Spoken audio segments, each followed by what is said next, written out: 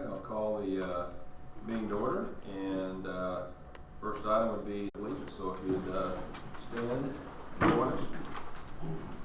I pledge allegiance to the flag of the United States of America and to the republic for which it stands, one nation, under God, indivisible, with liberty and justice for all. Thank you very much.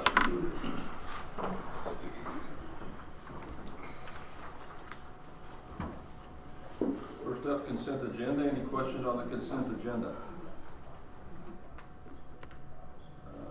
Would entertain a motion to approve the consent agenda? So moved. Yep. Randy and Dale. Any further discussion? All in favor, aye? Aye.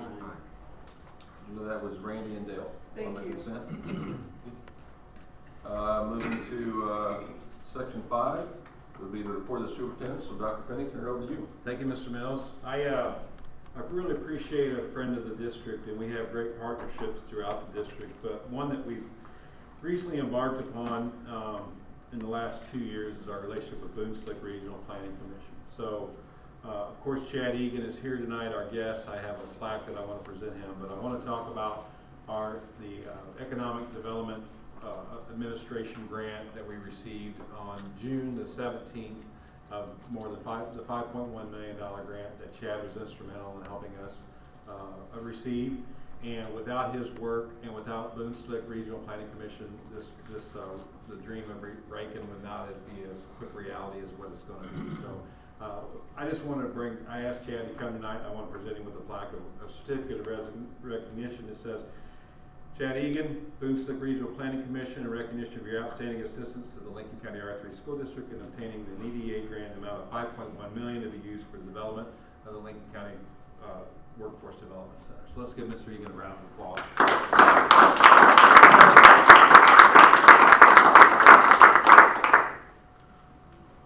Thank you so much. Thank you. Do we shake hands? We do. Well, if that's okay with Yeah, you. that's fine with me. And then we'll social distance. So Okay. congratulations. Yes. Thank you for all that Thank you you very do much. done for our district. I do want to say, Yes. it was a game changer having the school district come on board. We're all partners. You know, we all have our roles to play, but I think that really took it up a notch, especially in the eyes of EDA and Yeah. the project as a whole.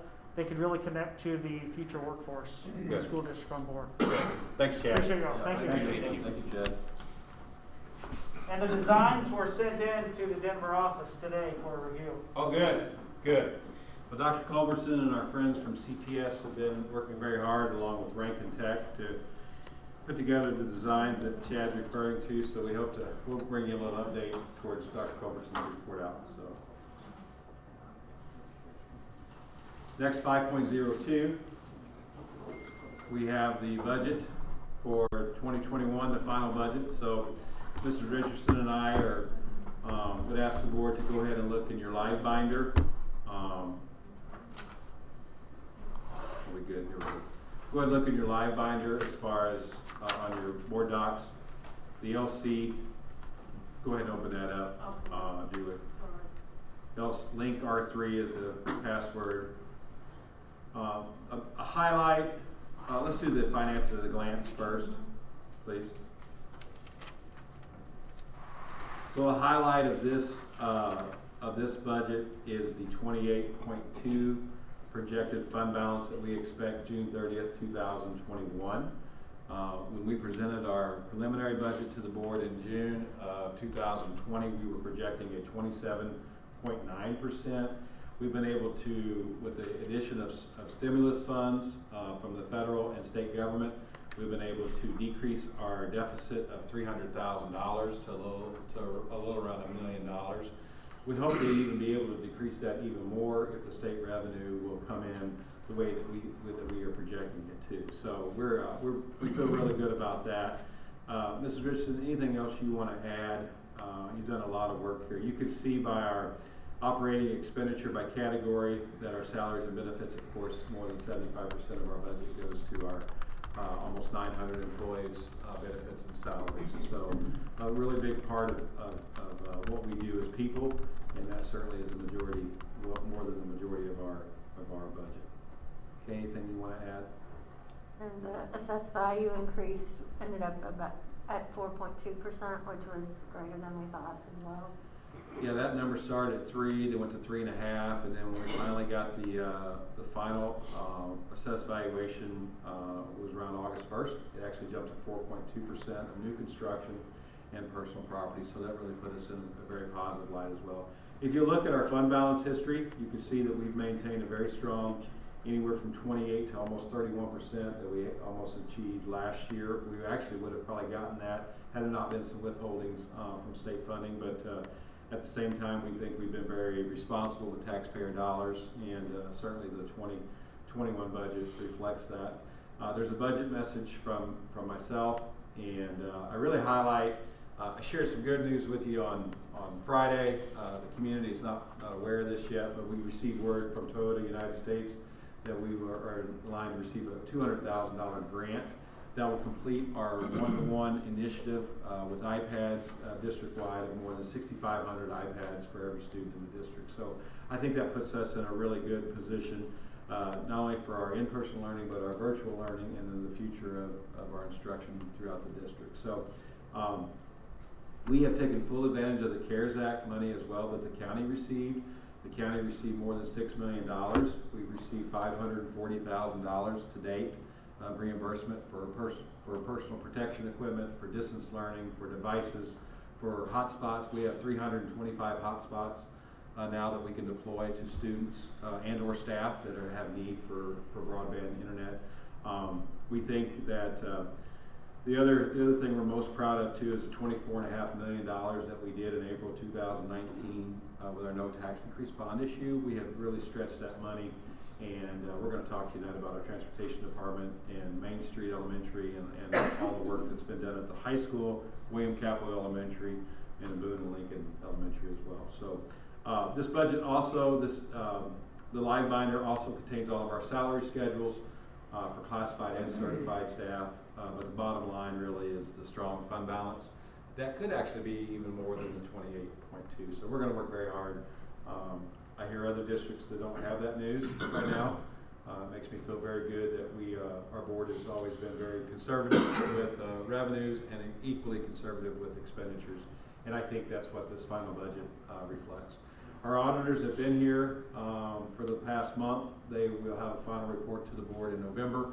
They will actually come and present that report once again to the board. So the August tax rate hearing really allowed us some more operating dollars, and you can see the 328 that's also on the finance at a glance, and then the debt service levy of $1.48. So the goal would be to talk to the board later this fall about placing a authorization to move those monies from debt service to the operating levy to achieve a $3.50 operating levy that was realized in 2011, the last time the district went to the voters for any tax increase. So with this budget, I don't foresee us having a tax increase request for many years to come.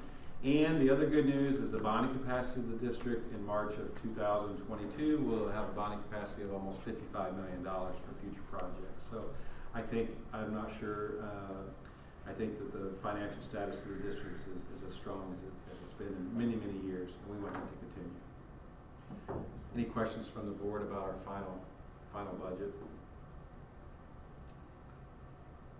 Motion approved. Please. Okay. Second. First. Second.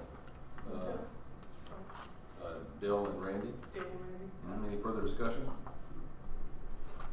All in favor of approval of the final budget? Aye. Aye. Opposed? All right, very good. Next is our return to learn update, and just a few things Dr. Greiner and I wanted to address with the board. We have 5,059 students in person, 5,059, and we have 1,706 students virtual. So we want to thank the board for the FTE, the full-time equivalent teachers, so we could hire more virtual teachers. We've needed them. I believe we have 26 kindergarten and fifth grade teachers that's all they're doing is virtual, and that's really helping us with our virtual learners. Yesterday we posted pictures on social media of our virtual learners. I don't know if you've seen them yet or not, but it's really wonderful to see their smiling faces, that they're having a really good experience. If other students are not having a great experience, we're working very hard to address those concerns with our vendors, Launch, MOVA, Excelis. We have several different vendors that we're working with for online learning. And then our teachers at the secondary level not only are teaching in-person classes, they're also teaching virtual classes. So they're working very, very hard. Our teachers have really stepped up and are doing a fantastic job. Mr. McDonald was able to be part of our PAS committee meeting on Thursday, where we were able to address maybe some concerns from PAS, and Mr. Scouteman typically comes to our meetings. And I thought we had a very productive meeting, and we had more celebrations than we had concerns, and so we felt really good about that. So one thing I want to address real quick before I let Dr. Greiner talk to you, I provided several documents in the board docs. I've been sending you 3 times a week the St. Louis County COVID tracking report, and I think from what I see, the information actually looks pretty good compared to other counties of similar demographics than Lincoln County. I have a 4-day student count. We're up about 65 kids. It feels like we're up 300, but when you look at the numbers, it's about 65. And then RSP has just been spot on with their projections, almost at a 99.9%. So the money, the investment that the district spends every year in working with them for projections on our demographics is spot on. So one of the things that I have received, I've received parent emails around masks, and so, or face coverings. And so I want to say thank you to our parents and our students. I would use the word compliance. Our students are very compliant when it comes to face coverings. Our staff is extremely compliant when it comes to face coverings. One of the parents that reached out to me was a kindergartner, and she asked if the board would entertain a mask waiver, where the parents would sign off on a waiver. I told her that I would bring that up to the board. I'm not going to recommend that to the board because I really believe that our pre-K 3-year-old all the way to 21-year-old students can wear masks and wear them in a safe manner. So I think that we've shown that. Dr. Grover sent me a picture today of our early childhood kids wearing masks, and so I'm very happy about that. So I'm not prepared to make that recommendation. But one of the things I did do was with parents. I had parents ask me about recess and physical education, and I sent out a memo to every staff member that as long as children could social distance on the playground or in PE class while they were running a mile or whatever, as long as they could social distance, they could pull their mask down when they're outside. But when they can't social distance, they have to put their mask back on. So for the most part, I think that's worked pretty well. We're only on day 15, so we've tried to make some tweaks where we can, but that's one of the areas I want to address with the board. So I think the mask mandate is working.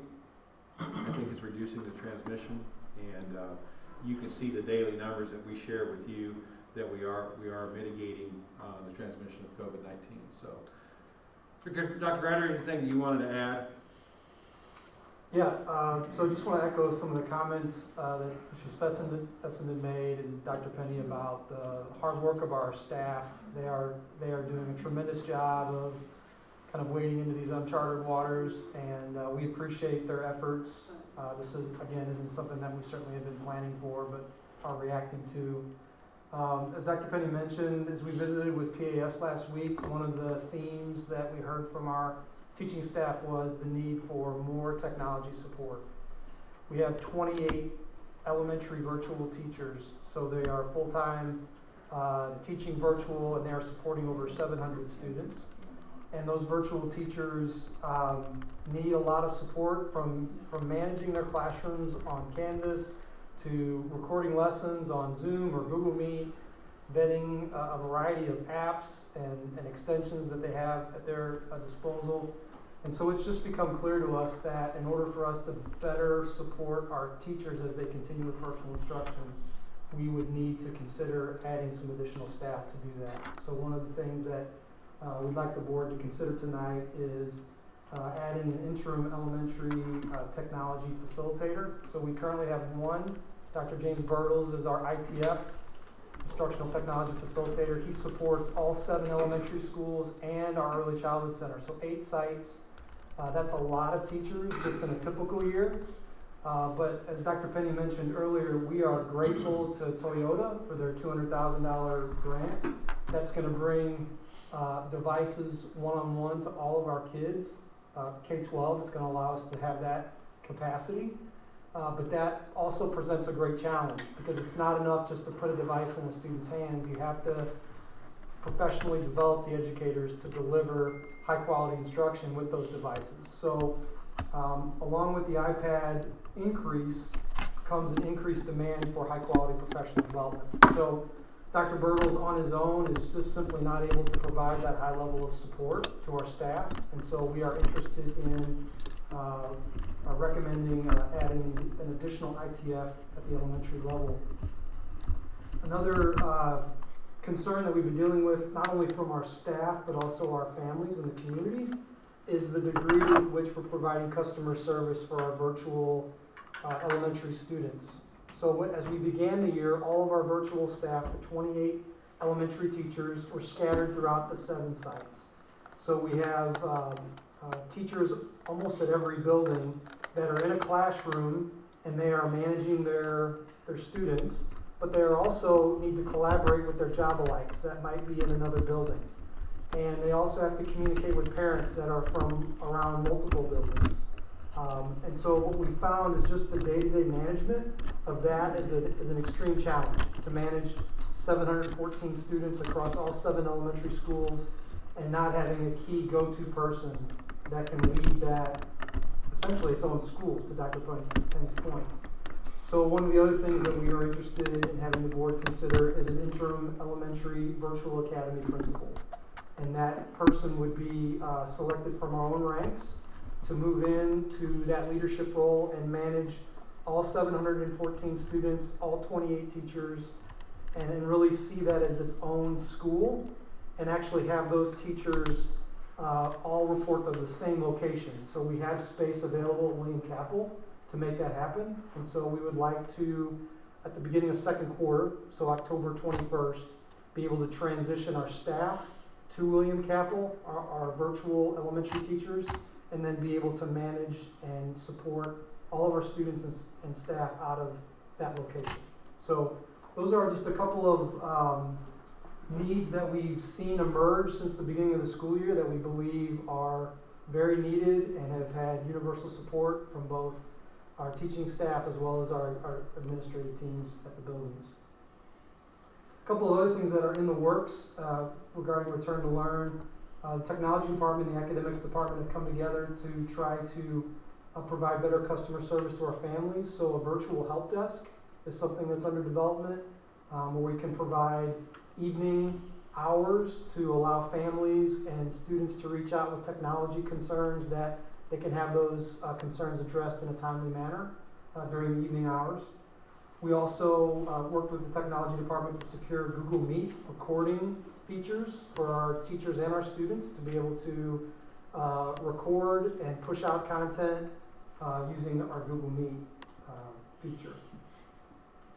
2nd semester is on our mind, and so we are thinking ahead to a process that we will follow with our families to opt in for either in-person or virtual learning for 2nd semester. So know that we have some communication being developed and it will be shared through Audrey's office. The weeks are from November 16th through November 30th will be our window that we will provide families the opportunity to opt in for 2nd semester. And so after that window closes, then we'll share that information with our buildings and follow a similar process that we did back in August to get ready for 2nd semester. Another thing on our minds right now is parent-teacher conferences. So we had some discussion today in our leadership meeting about what parent-teacher conferences will look like this year. We got consensus that we will see a virtual-only parent-teacher conferences this year, to try to minimize the number of people that are in our buildings and trying to keep everyone safe. The details of how that will look, we're still in the planning process, but just know that those details are going to be shared with our community at the beginning of October in advance of parent-teacher conference windows, which are later in the month. But that is something that's on our mind, and we want to provide a safe and welcoming environment for our families but also make sure that we're, again, limiting people that are accessing the building. Mrs. Fessenden talked about interventions, and so I'll just mention that within our Return to Learn plan, we were very intentional about how will we address the 9 weeks that we did not have students with us physically during fourth quarter. And I applaud the efforts of each of our buildings to address and intervene for our kids in math and ELA. So essential skills that weren't taught explicitly during fourth quarter, we are now going back and intervening for those kids that need more time and support around those essential English and math skills. And all of our buildings have stepped up and have done a wonderful job to develop plans. We worked through the summer to make that happen, and Mrs. Fessenden talked about an awesome process that they have at Troy South. Every building has a similar process where they are working with students on a daily basis to try to minimize that achievement gap that we know occurred during COVID, our fourth quarter. So those are my updates on Return to Learn. Yeah. We also want to provide an opportunity for the board to ask any questions. I thought we had some great meetings in August, and those meetings really helped us as well. And so Mrs. Kemper is here tonight to address any questions as well from the board.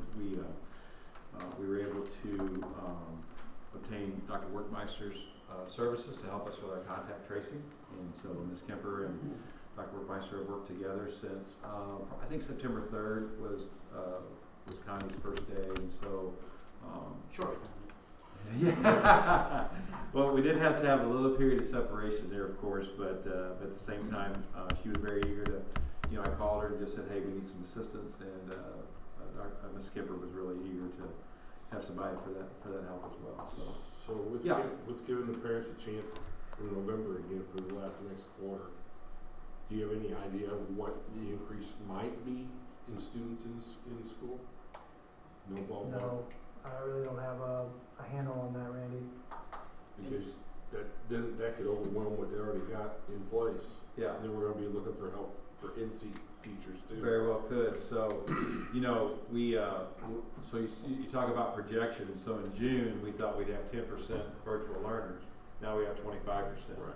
So, and at July 31st we had 12 to 1,250, and then it jumped to 1,600, and now we're at 1,706. So, but as many people that we've had go in person to virtual, we've had some people asked to go virtual to in person. And we've done those on a case by case. The principals have addressed those so that they know the kids a lot better than Dr. Greiner or myself do. So I think that's worked out pretty well. But we're at a point now with Dr. Porter and Dr. Sally's guidance as well that it's very hard to make those moves. We're in the fourth week of school, and so. What's pushing them to make that change either way? Well, there's just a multitude of reasons, Jim. It's anywhere from we didn't think it was going to be like this to no, I'm being very serious. I know. It's very rigorous. It's maybe not the flexibility we thought we might have.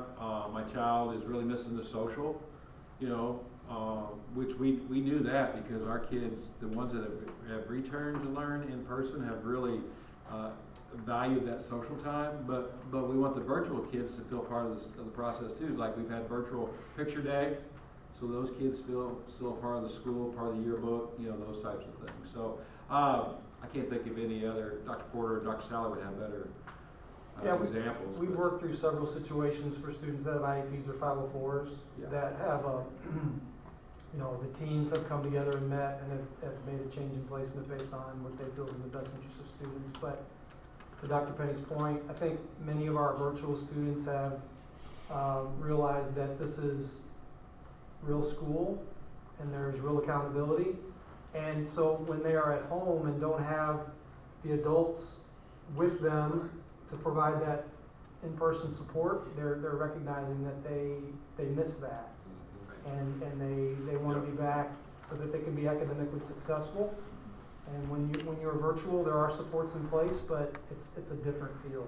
It just really is a different way to learn. So And these are all being dealt with on a case-by-case basis they are. due to our original communication and staffing issues, right? That's right. That's They right. are. And again, in some instances, we've reached capacity Right. at certain grade levels. there just isn't necessarily room at the end to make a change at this point. So we talked to them about how can we better meet your needs in your current environment, let's develop a plan. So we're not forgetting about those kids that are struggling, we Right. wanna meet their needs, but there are some instances where placement is problematic, just Right. based on the number of teachers we have assigned to virtual. Certainly another item that we're really looking at is educational truancy of virtual learning. And so we're reaching out to our colleagues in St. Louis County, St. Charles County. Dr. Garner had a meeting in St. Charles County on Friday. So we're going to put together some ideas, some protocols, if you will. We have a very good relationship with the juvenile office, and we want to address that because, to Dr. Garner's point, if a child does come back in January from a virtual setting, we want to make sure that they're ready to go in person and not have an achievement gap.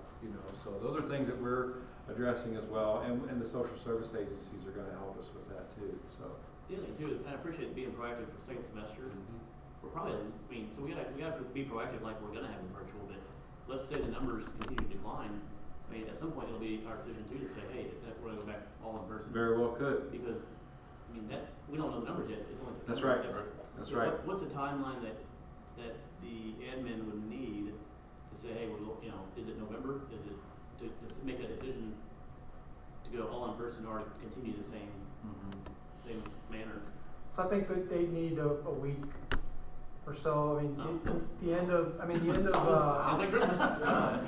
yeah, the end of November, really, we wanted to be strategic to give our buildings an opportunity to understand what's the current Yeah. reality, and then be able to make whatever adjustments they can in their master schedule.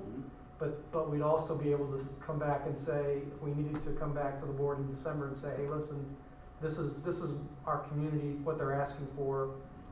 We're gonna need to make some adjustments within our staffing plans. We might need to identify additional virtual teachers within our current roster of teachers, and then we would begin the process of trying to get those teachers ready for January. Well, not to mention, give Todd's crew time to get everything back in order for Yeah, the teacher if they needed him to. Because at some point, obviously we'll revert back to just a matter of Yeah. what the numbers look like and continue to The grow. timing, that's right.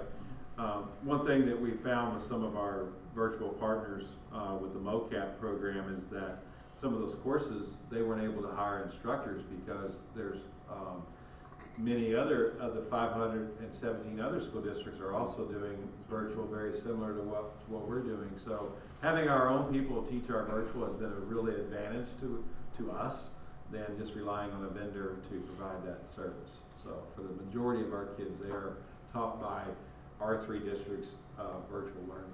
So I think that's, but it's hard to predict that. So that's the reason we're just trying to be as proactive with the dates.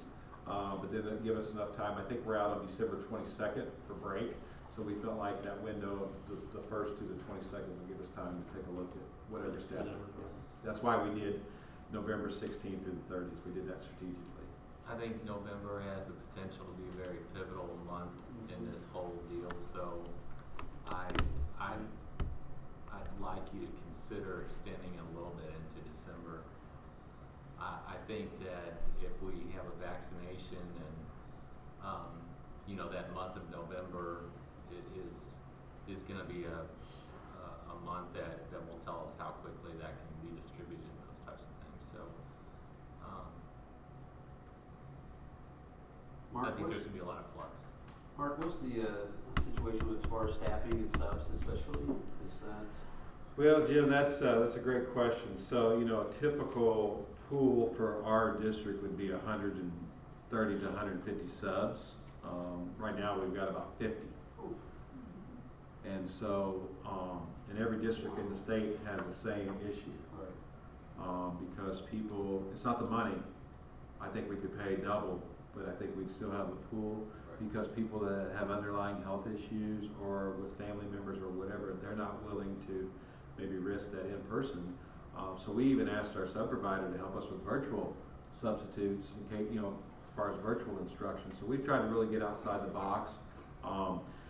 But we have people covering, I've been talking to our team since July about all hands on deck.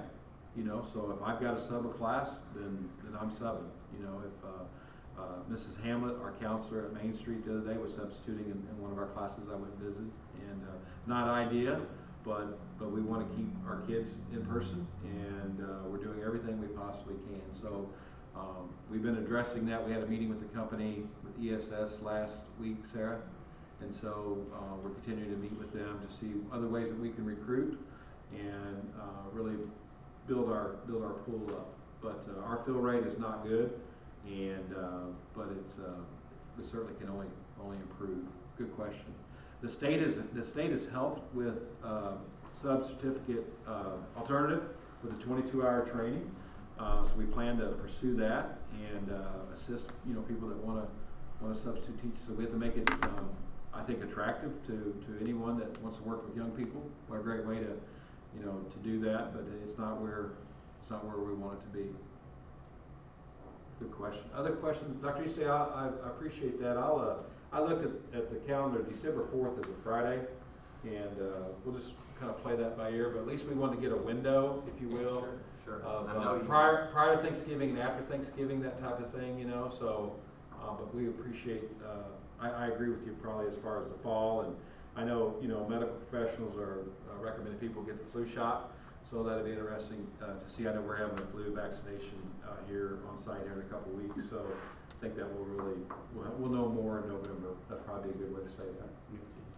Other questions on return to learn? I do want to say I want to thank our parents. I want to say that publicly. Many of them, especially in the virtual, have been very patient with us, and I do appreciate that. We're trying to meet all the needs of our learners. Our kids are very important to us. Our in-person parents seem to be very happy that their children have that option and that opportunity. We think our band being able to perform and our choir, they're participating, and our student athletics are participating all across the county and the region. We think that that's been good for kids, and it's trying to get back to whatever normalcy that we possibly can for our staff and our students. So we do appreciate the board support. We do have less bus riders this year. In the morning we have about 2,300 kids that ride the bus, and in the evening we have about 2,500. And in typical years we'll have as many as 4,400 students ride the bus. So we're many of our parents are driving their children to school. We've actually asked for that to help us with social distancing on the bus. But it's a good thing because we're short drivers too. So we don't have enough substitute drivers, we don't have enough substitute nurses, we don't have, that type of thing. So we're trying to recruit the best that we can in all of our classified positions. We still need more paraprofessionals to assist with our students, but we're still looking for a certified special ed teacher. So I told Dr. Powder he may have to step out of retirement. I'm going to go to the bullpen and maybe have him fill in over there. We think we've got some ideas, Mr. Schminke and I do, to solve that one, but for the most part, the first 15 days, I think have been pretty smooth. I've been very happy, especially my visits to the schools have been outstanding. So, questions you have as a board? No, the question I have, you guys, is just a numbers question to Mindy. on the report for the affected students, are the positive tests we've had 8, and we've had 134 exposure, which I'm assuming means that they've been asked to quarantine. Of those, so that's so you got the positive is 5.9% of the exposure. Actually, what less me ahead of it. Of those 134 that were quarantined, have any of those come back positive? Some of them have, very few, but some of them have. Early childhood, we saw several of those close contacts, not several, but 3 came back. They were out for being close contact, and then they came back positive throughout their time. Okay. A lot of these, so we're just doing them as they come, and when they return, I get rid of those people. So it's This is a live number. this is a right? live number. So this was this isn't acute. These are existing folks. Yes. Okay. So yesterday was our first day back at ECEC. It went very well. Today was day 2, and so we're planning that to continue to be very strong. But those, I think there were 47. Those are off of our chart now because they're back in school. So we probably had close to 200 kids. Total, Yeah. probably so Yeah. since the beginning of school. Yeah. Okay. But one thing that we're most proud of too is our staff numbers are way down. We are really understanding social distancing, and we're talking about that all the time. And we're doing more Zoom admin, like today, our admin meeting was done by Zoom, so we're trying to reduce the amount of personal, physical contact with staff, and I think it's working, and I think you can see our numbers are showing that, so.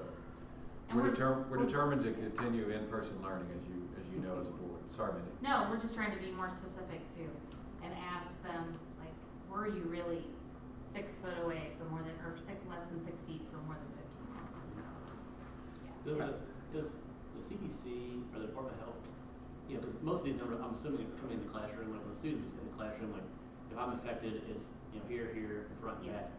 Does the CDC say anything like, you know, I'm a random example, but the person behind me? Yes, they Did- still count, did- because it's in the air, it's droplets. Mhm. So if you had plexiglass from the floor to the ceiling, Dr. Easterday, but I mean, it would be, then that would be protected, but even if you had Okay. plexiglass up to here, it's still, so, yeah. So actually on the bus too, it's 3 seats ahead, 3 seats behind, diagonal, and across. Wentzville does 4 seats ahead. Okay. I just saw that today, that they didn't reduce, cause we figured 2 foot a seat, so. That's fantastic work. I mean, rather than sending the whole bus load of kids home, to you know, get to that degree where you can keep as many kids in school as possible. Whole classes too, Dr. Easterday. Yeah. We're not trying to send whole classes Yeah. home either. But we're trying to do our due diligence and communicate with Yeah. parents. And I think what we've done is I think we've really improved in that area, you know. And I think doing our own contact tracing and assisting the health department, I think is working as well, you know. So, you know, like I told the health department, they're very busy. And, you know, we have 900 employees and we have, you know, well over 5,000 students, one of the largest entities in the county. So let us help them, and so far it seems to be working.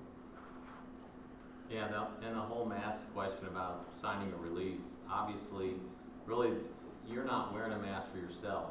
All the other students are wearing a mask for you, you're wearing a mask for them. So to sign a release for a kid to not wear a mask, they'd have to get the parents from the whole classroom, because they're protecting the other kids, so that's not really. I asked the parent, you know, if there was other districts, and we really haven't been able to ascertain. I don't know anybody that's allowing that. You know, I know most of the school districts or superintendents in the state, but and there may be some districts that aren't doing masks at all, but in our district, we think it's working very well. Okay. Again, not to dive too deep into the Yeah. numbers, but I'm kind of curious, the Main Street situation, we have 8 exposed employees and no positives, and then we also at Main Street have 14 exposed students with no positives. So those are real active as of today. That doesn't mean that there wasn't a positive. That's already back. Positives would go out for 10 That's outside of days. the range. The quarantine would be 14, so the quarantine's actually longer. So So if you're exposed, you're 10 days. If you're exposed, it's 14. if you're positive, it's at least 10. If you're quarantined, it's going to be at least 14. Right. And some of that was outside of school, some of it was in school. It was just a mixture of that exposure, if you will. Can we do better there? Yes. Well, just, you know, with social distancing as well. So I think that's when I say we've improved. I think we still have some areas that we can improve to drive that staff number down too. Yeah, it's a challenge what Yeah. what a person's doing outside and Yeah. who they're exposed to, their family's exposed to. Yep, it really is. It's going to continue to be a challenge. But I think we're working very hard to address that. And then what I am most proud of too is we've had teachers that are in quarantine that are teaching virtual. And we have great examples of that throughout the district. And that just shows that our teachers love our kids and they'll do whatever it takes for them to have a great school year. Miss Johnson is an example of that at Claude Brown Elementary. We highlighted some of those on our team call today, and so I would be remiss if I didn't, shout out to all of our teachers, not just Claude Brown, but all of our staff that have done that. And that truly is the heart of what we do. We weren't trained to work in a global pandemic, but we're working very hard to learn how to do that, and I'm proud of our staff. I really am. All right, any questions about the 2 additional staffing needs that have been mentioned? Any further discussion there? You need to approve those separately, or can we do those at once? You can do those at once. So we have, tech assistant and, Interim principal. Interim Virtual ITF vision. at elementary, and then also interim elementary virtual academy principal. Second. Okay, Randy and Jim, any further discussion there? All in favor, aye? Opposed? Okay, so approved. Who was that one? I'm sorry. Randy was first, Jim was second. Randy and Jim. All right, like 103. Okay, thank you. On our central office admin report out, we'll start with our Zoom guest tonight. Dr. Connor, we'll start with you, and I know Dr. Thompson will be able to hear you. Doug, do we have audio for Dr. Connor? I want to make sure the board. Kev, can you give me a test? Yes, can you hear? All right, let me go. All right, I just want to share our special education numbers. We monitor our numbers just like we do for the entire district. We have 874 K-12 students. That is up about 30 from where we started and ended the last school year. And then we're at 80 at early childhood, so that brings us up to 927. So we're definitely seeing some growth in that area. Also want to mention, we're wrapping up our gifted testing. We had a backlog of testing, IQ test and achievement test. Since the start of school year, we've now qualified an additional 24 elementary students and an additional 19 secondary students. So that brings our total number of gifted ed up to 140. So we're very excited about that. We just started some transportation reimbursement through Medicaid with our some of our special education routes. So basically our bus drivers have to keep track of AM and PM rides, and so it's going to be a way we can get some reimbursement back on our special education routes. And then finally, I'd like to mention Linnell Ceramic. I think about a week or so ago, there was some first responders were out making a call and came across a nonverbal student. And so she was contacted, and long story short, there was about an hour that went by that they had the child, but they didn't know where the child belonged. And anyway, so she is now getting involved with first responders to come up with some processes to look at possibly having a form and a picture and things like that. It would definitely be with parent consent to hopefully, if these situations arise again, that there's a process in place to hopefully quickly identify these kids and get them where they need to get. So that's all I have. Thank you. Thank you, Dr. Connor. Dr. Porter? Hello, everyone. Good evening. First, I just want to thank the board for the support for our virtual teachers. The help that you just approved just really is going to be such a relief to our principals in our in-person schools, to our teachers, and it's really going to help our parents and our students ultimately. So what you just did is huge for those 1,700 kids that are, in this program, and specifically I can speak to those 700 that are in elementary and the struggles that those families are having, and this is just really going to make a big difference. Dr. Sally and I have been working with our ITFs and our literacy and math coaches to rally those troops and say, okay, here's how do we help. Dr. Greiner talked about that COVID slide, and we just want to make sure that we are utilizing our literacy and math experts to support our teachers to fill those gaps in so that they don't just keep getting bigger as kids get older. Also, as Dr. Greiner referred to our ITFs, they are definitely heroes at this time with the number of devices that we've added, and not just the number of devices, but then we've sent those devices home with kids and parents who don't know how to use them. And so those three people have really been working double time, triple time to be able to support everyone.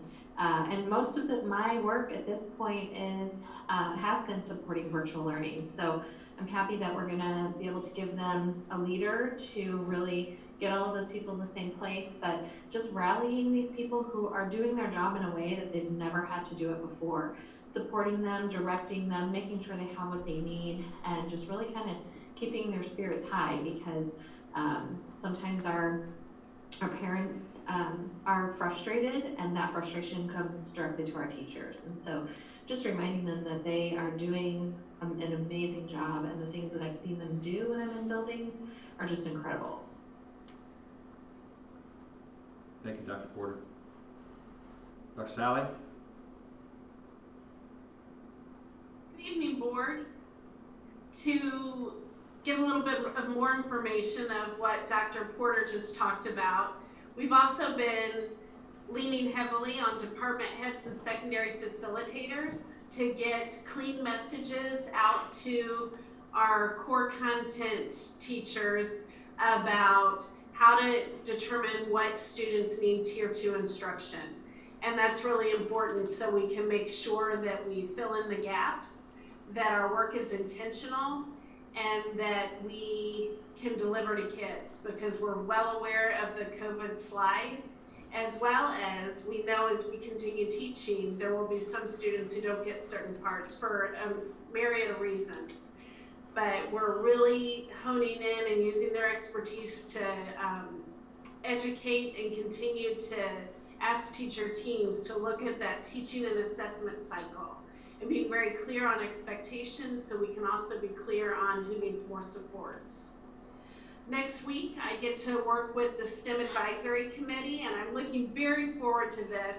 It's our Project Lead the Way teachers and our CAPS teachers who are part of this internally, but next week we'll be meeting in the evening with business partners to talk about how they might support our kids' learning by giving them real-world experiences via Zoom at the beginning, but it really crystallizes kids' learning sometimes when we get to hear from people who are really doing the work and applying what they're learning. So I'm very excited about this advisory committee and what will be happening with it this year. And finally, a little bit more, I know that Dr. Porter talked about ITFs and our coaches.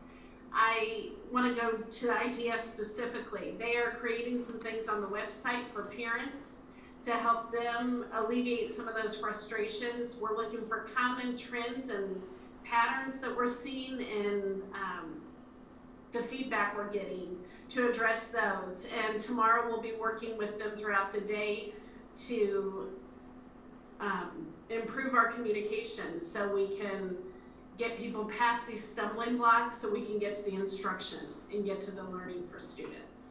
Thank you. Thank you, Dr. Sally. Dr. Salvo? Hey, good evening, everybody.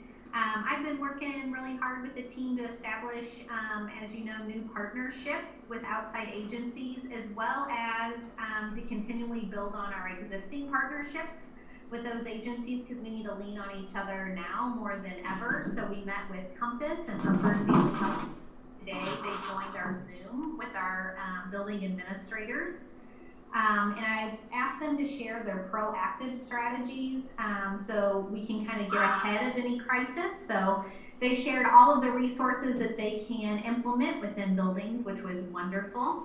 And then we're also working with St. Joachim and Ann and Youth in Need, which are new partnerships for our district, which is amazing to bring those resources in to support our families and our children. And I'm excited to say now that there is an SEL page on our district website to help support our internal as well as external stakeholders. It covers SEL competencies, links directly to community resources, links to our counselor pages, self-care tips, supporting students during COVID, as well as a virtual calming room. And last but not least, I held a full-day elementary trauma training via Zoom on September 3rd. So we've been busy trying to support all of our leaders and teachers in the district. Thank you, Dr. Salvo. Mrs. Schmanke. Good evening, board.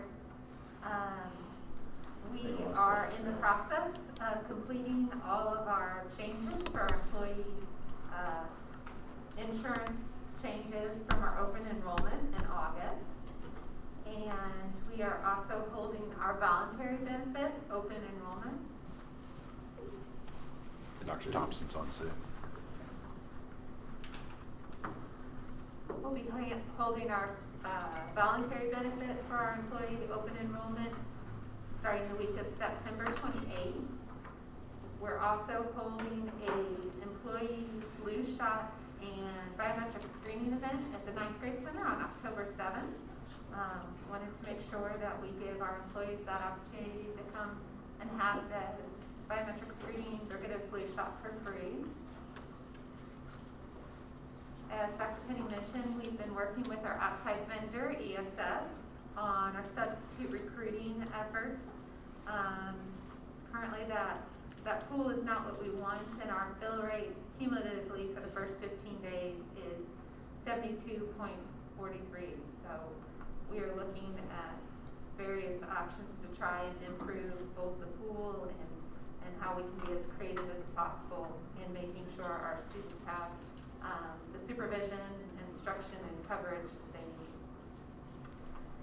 We are also training substitutes and past retirees to be virtual subs for our virtual teachers. So Dr. James Birtle has created some video trainings, and we'll be having a substitute virtual training night on, let's see, the 23rd at 9th grade center next week. We are in the process of getting feedback from our new employees to improve our onboarding processes and experience. We sent out a short survey after their first week of employment, and then we'll send out our longer survey next week to get a snapshot of information on the entire process and their experience so far, so we can continue to improve that for them. We are also starting our employee conversations again for the 2021 year. Last year we started reaching out to employees in every building, every position, every department, just to have a short conversation around the things going well for them specifically in their building and their position, district as a whole, and things that we may need to continue to improve and work on to make sure that we have information from across the district and all positions, because we know we have good employees and we want to keep them here. And let's see. Finally, we are continuing to work on staffing. As Dr. Penny mentioned, we do have one certified teaching position open, as well as 2 permanent sub positions, driver positions, nurse positions, latchkey, PAT, recess lunch monitor, and para positions. So we're continuing to work on our recruitment efforts in those capacities as well. Thank you. Thank you. Can you pass that?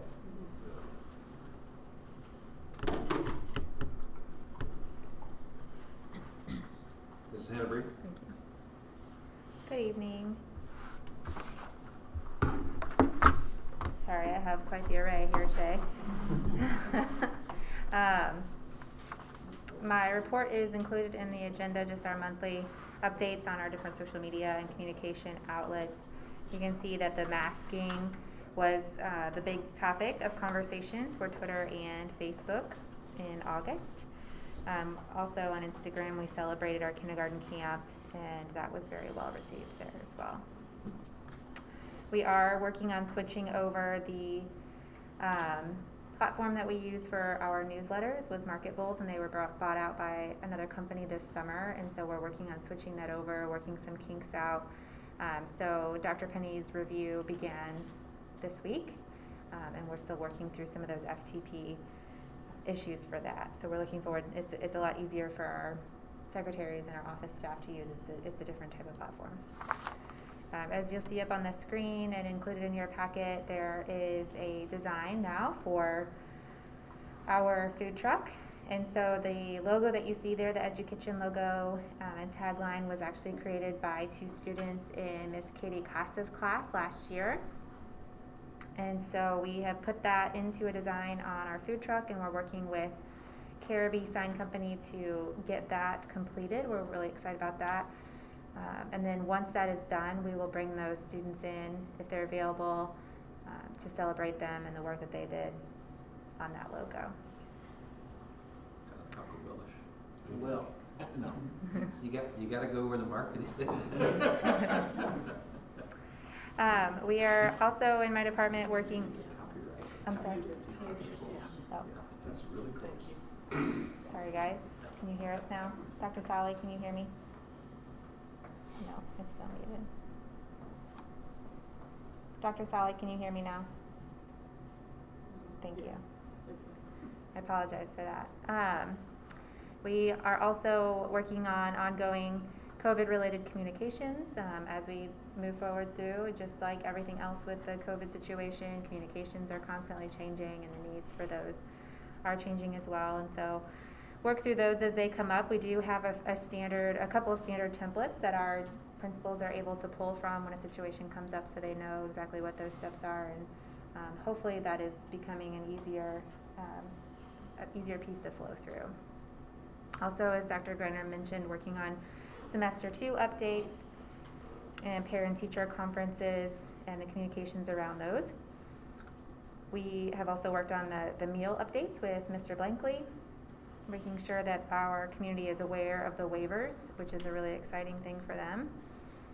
Also, for Proposition Kids from April of 2019, we'll be doing a follow-up video with CTS on October 4th, and so we look forward to filming that and showing our community the progress as promised, and giving them some highlights on all the things that have been completed and are continuing to be worked on, working with Dr. Culbertson and his team on that. I've had a lot of room and opportunity for learning with all of this, just as many of us have, and so live streaming is now something that I can put on my lists of things that I know how to do. And so been working with the 9th grade center and TBHS towards their live streaming for homecoming and for their athletics, and then now the board meeting. We do have about 18 viewers or so on, just in case you're curious. Also working with Manufacturing Day with the Chamber and Economic Development, and then Toyota. We spoke today about how we'll be able to redo that while still highlighting the local manufacturers and including our kids virtually. And then Shay is working on updates on our website because that is a constantly changing tool as well. For what it's worth, Audrey, the video Saturday at the game, before I went to the game, I watched it at home. Mm-hmm. It was excellent quality. Good. So I don't know, I'm sure tonight is too, but that's working out very well to be able to live stream our event. So I appreciate you doing that. Yep. So from the finance department, like Dr. Penny mentioned earlier, the audit has been ongoing for about a month now. It's quite a different process. Everything has been virtual up to this point. They haven't came on site. We're just uploading items that they need to review, and it's a little bit challenging, but we're working through that. We're also processing all the new hires and all the insurance changes for the September paycheck. Trying to keep up with the leave and the different types of leave with everything that's going on. We also are going to receive a 50% refund of our unemployment claims for the third quarter, so that'll be about $14,000 that we're going to be getting returned. And then finally, we will be sending out the early retirement notification plan at the beginning of October for them to return to us by November 15th if they are intending to retire at the end of the year. Thank you. Dr. Greiner?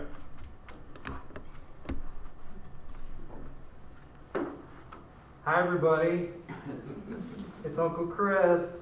I want to shout out this cupcake that I'm going to get ready to inhale as soon as the meeting's over. Thanks to Mr. Blankley and his team at Chartwells. It's not to rub it in at all, but pretty sure you guys don't have cupcakes that look like that at your house right now. Just very quickly, want to shout out our principals and school improvement teams for their work around their school improvement plans. That's a big part of the conversations I'm having right now with all of our sites. I've been out to many of our schools and have been very impressed with their plans to improve not only their instruction, but also their ability to establish trusting relationships with their students. Those plans are being finalized, and we're spending a lot of time talking about work around priority standards and social emotional learning. So the board, you guys can expect an update, a quarter one update at our October board meeting around the progress that schools are making with their improvement plans. But very proud of the work that's happening at all of our sites, and our principals are certainly leading the charge there, so very appreciative of that. Also want to provide just a quick update on the Career Academy conversations that we are having. Have been engaging our high school sites, TBHS, 9th Grade Center, and New Horizons, their leadership teams around why are we considering the Career Academy model. It's important for everybody to have their own unique why so that they can begin to spread that news to the rest of the staff. And so we are having those conversations and also talking about how we will be delivering that message to the staff at large. We are also working with our local industry partnerships, Chamber, Ed Foundation, and the Economic Development Office of Lincoln County about how we can build business partnerships for the Career Academy model. And we are also excited to be participating in some virtual learning in October. We're going to go to Nashville virtually. So I'll have to wear my boots and my cowboy hat, off the honky tonk from Lincoln County. But we will be going to Nashville virtually in October to learn and network with Career Academy communities across the country. That's it for academics. I can start on this cupcake now.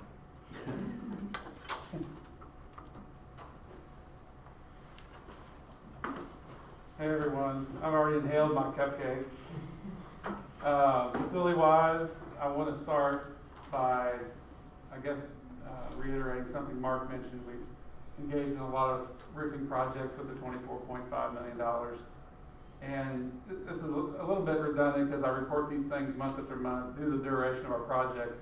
Sorry, it's a little bit like Groundhog Day, but I've been waiting for a true test of these rooftops. And the true test comes when we have 4 inches of rain, and we had that in the last however many weeks. So very pleased to announce we are no longer chasing leaks around our district.